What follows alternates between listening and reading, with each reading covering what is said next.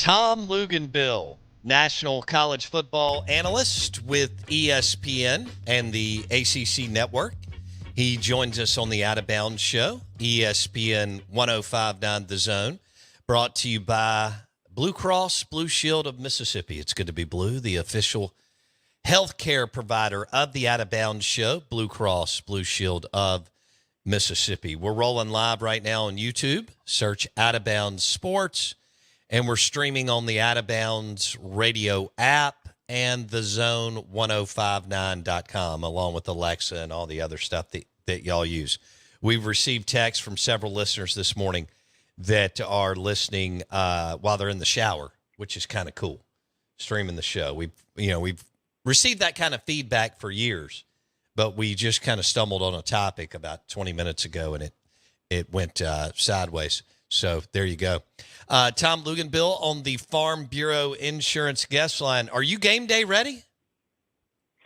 I'm certainly getting there, brother. I'm right now I'm at Louisville doing a campus tour inside the program today and tomorrow morning. And then I'm going to drive down and see my son practice down at EKU, so I get a chance to see him before Christmas. And then starting next week, man, we're rolling full time. I got two games. I got NC State on Thursday night. I've got Georgia Tech on Saturday night. And then you and I start at 9:30 Eastern, 8:30 Central on Mondays. Unbelievable. Okay, so you're in Bourbon Country. I am. I was just in Lexington in July. It's my favorite SEC town. And I love Auburn and I love Athens. And I love the two here in state, but that place is amazing. Have you been to Jeff Ruby's? I have not. Now, I'm just in and out, so I don't have a lot of time to socially bounce around and see much, but I'm intimately familiar with Louisville. I've lived here for a little bit of time back in the late 90s. My best friend and best man at my wedding, former teammate, was a police officer here. So I'm very, very familiar, but unfortunately I don't get to go out and hit many spots while I'm here. Okay. Yeah, you're working too much. All right, let's go to your games. So week one, you've got Thursday and Saturday? Is that right? Yes. Yeah. Yep, that's correct. Dang. Okay. NC State on Thursday night. Georgia Tech will be playing their second game because they played this weekend against Florida State in Dublin, which is an 11 a.m. my time, noon Eastern your time game. Do I have that right? No, I think it's actually 9 a.m. our time, 8 a.m. your time. No kidding, Luke's. Yeah, okay. I believe it's a morning kick for all of us lucky enough to wake up to college football on Saturday. Okay, so I'll have to make a Bloody Mary, Tito's Bloody Mary about 9:30 a.m. Oh, I can do that. It's not a problem. There you go. It's not a problem. So I was thinking about you. We were live from the Mississippi State football practice last week, and I had an opportunity to interview Levy, which we've done several times, but it was my first opportunity to interview Blake Shapen. Okay. And you were the first one to come on the show and say, "Hey, man, if that kid's healthy, he's a hell of a QB." And no doubt. I didn't know much about him. And I don't know how much this means, but you're around more of these guys than I am, but I've been around a lot of them. And I'm telling you, he's got the moxie, the charisma, the dude qualities. And I interviewed some of his teammates when he wasn't around. And that's really what jumped out at me as far as how they perceive him and look at him as a leader, Lugs, and he's only been there for about 8 months. That's the kind of stuff that impresses me. What about you? Well, absolutely, because we can talk all we want about height, weight, speed, arm strength, quick release, all of those sorts of things. But a lot of those intangible traits, competitive temperament, mental toughness, how players respond when you walk in the huddle, what is the locker room response because he's in there? Like, all of those things I think are such critical factors at the quarterback position. And they don't have anything to do with physical attributes, right? They have to do with all of the other things that can rally the troops and kind of separate a leader from men from somebody who's not. And I think a lot of that comes from maturity. He's been through an awful lot. It's been a long road. He's older, so he's seen things. He's experienced things. So he brings a wealth of experience into the fold. But clearly the team has responded to him. And I think that's really, really important. And it may even be more important for a first-year head coach who's feeling his way, in charge of the program for the first time, new staff, a lot of new faces.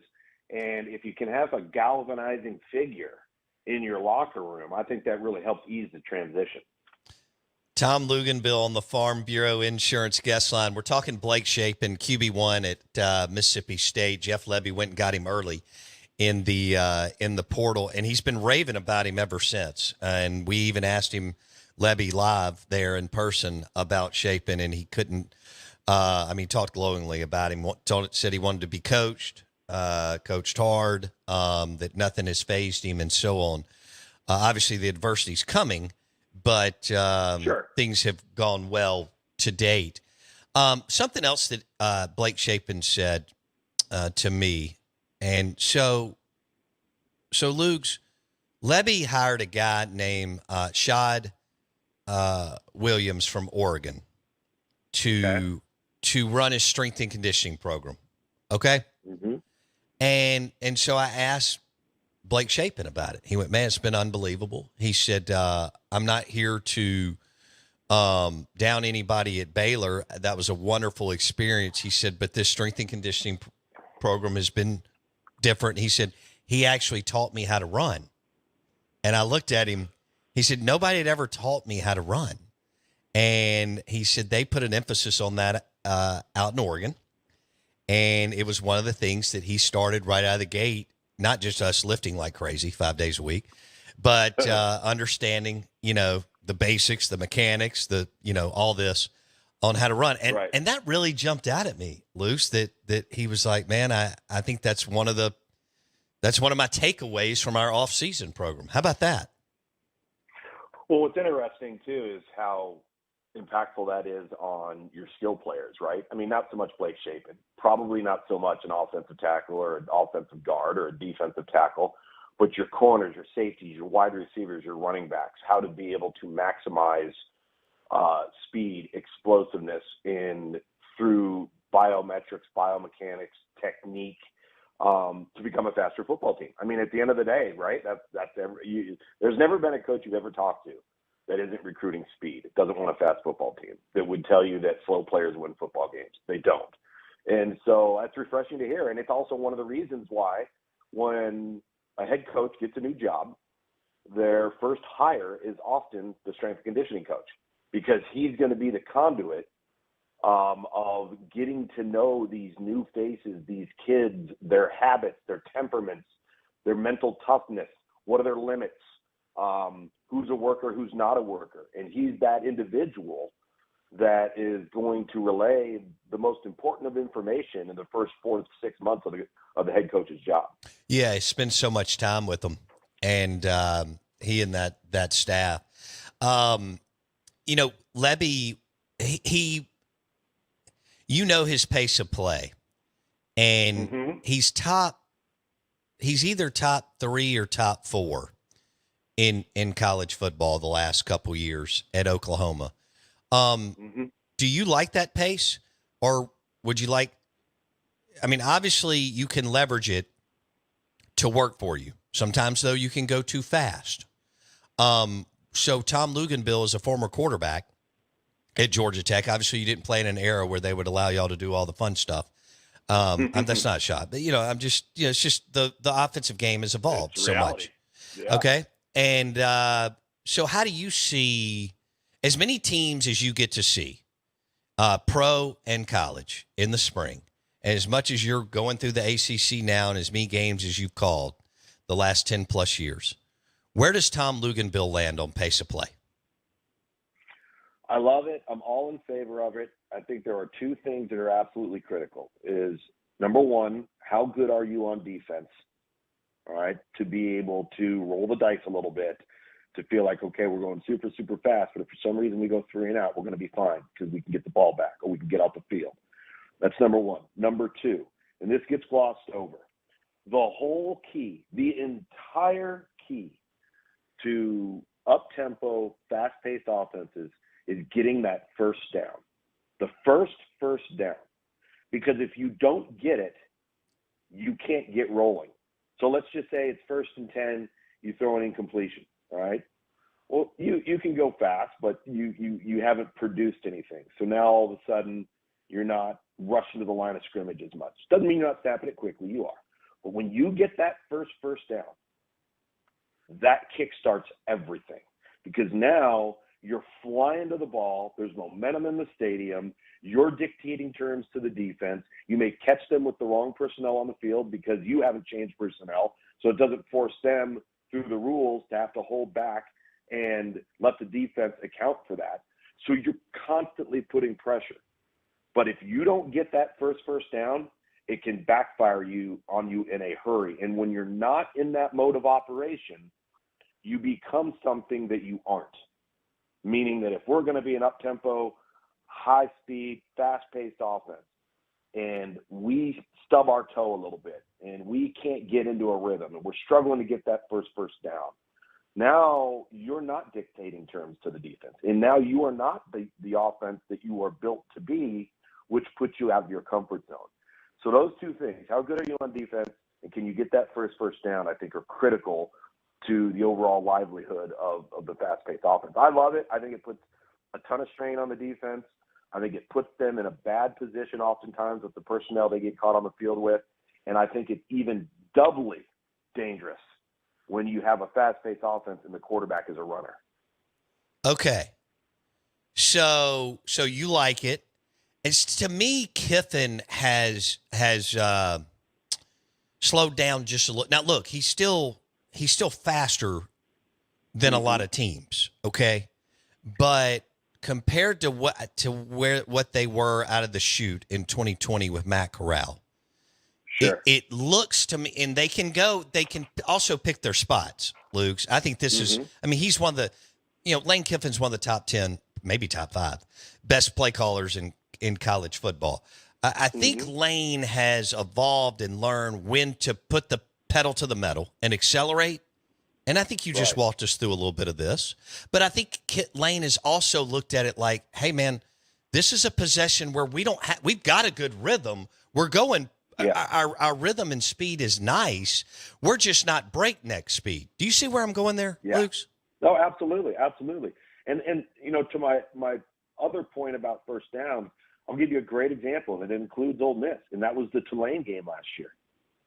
Tulane was giving them all kinds of fits. The defensive front for Tulane was wearing out the Ole Miss offensive line, and they could not get a first down. They could not get into rhythm. And all of a sudden, instead of snapping the ball within 11 or 12 seconds, it's 17, 18 seconds or 19 seconds. And they frustrated them. It took them out of their element. But you're right. I think you can pick your spots. I think a lot of it, too, is, are you in control of the game? Are you the superior team talent-wise? Are you the superior team depth-wise? Do you have advantages going into that game that allow for you to change it up if you want to, knowing that, you're going to be the better team? So I think there's a variety of factors that come into determining just how hard you press that pedal to the floor. Okay. Because I think there were times, I think you make a great point, where early on, year 1, year 2, Lane got a little ahead of himself. And like you said, they would all of a sudden be in third down and the clock hadn't, ticked at all, right? The clock hasn't run at all. And now he's got more depth than he's ever had. So I'm intrigued to see if, look, I think Levy's very talented. You told me last Christmas, you're high on this young man. You think he's got a hell of a future, all that. And he's been under Heupel, Browse, Kiffin, Venables. I mean, he's been under some dudes. But what I hope from Levy as a new coach is he at least entertains the thought of slowing down if they need to, right? Not just breakneck speed all the time. Now, let me go to Lane. Lane has more talent than I mean, he's been around this at Bama and Southern Cal, but Ole Miss has more talent than either they've ever had or since 2015. All right, so Sure. and they're not checking up. I mean, in the media luges, they're talking about how good they are. Like usually coaches are like, we're not good this time of year, right? They're 2 weeks away. They're freaking out. Right. Okay. So knowing that they have more depth and the best defense that they've had since he's got there, but he's got a quarterback that has played under him, played there for a while now. What do you expect from pace of play for Lane this year, Luke's? I expect that it will be fast, but I also think a lot of it will go to who the opponent is. Okay. Like, I just think if you are in a position where you go into a game, and I would agree with you here, so I want to preface it by saying this. I think that Ole Miss has closed the gap talent-wise, right, between them and Georgia or them and Alabama or LSU, whoever you wanted to talk about that's been a power in the conference. But it's been hard for them to beat those teams, right?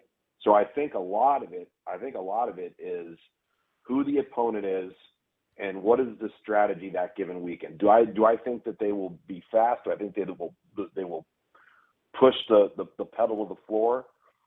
Yes, but I think he also has to figure out, and again, you don't know this until the live bullets are flying by, and you don't know this until you start playing games, like how good are they, right? Like if they really think they're really, really good and they take the field the first couple of weeks and it looks like they are, then I think your confidence goes sky high, your kids have bought in, and now all of a sudden you kind of feel like you're invincible, right? You can do whatever you want. We're gonna dictate terms. That means if we're gonna slow down, we're gonna slow down. If we're gonna go 100 miles an hour, we'll go 100 miles an hour. But I think they need to find out just how good they are. Yeah. I don't know if they'll know that until LSU. That's crazy. They play 4 non-cons. I think they'll smoke Kentucky by the end of the game. I think they'll go to Columbia, South Carolina, and blow their doors off, maybe early, but definitely by the second half. And then that leads us to, set game 7 in Baton Rouge with the whole season is September 28th through November 29th. That's the entire season. Right. No, fair enough. Okay, how would you describe the difference? We're visiting with Tom Luginbill, national college football analyst with ESPN. Luke's joins us on the Farm Bureau Insurance guest line. This is the Out of Bounds Show, ESPN 105.9 The Zone. And the show is brought to you by Blue Cross Blue Shield of Mississippi. It's good to be blue. The official healthcare provider of the Out of Bounds Show. How would you describe the difference between what Lane Kiffin does on offense and Steve Sarkisian does on offense?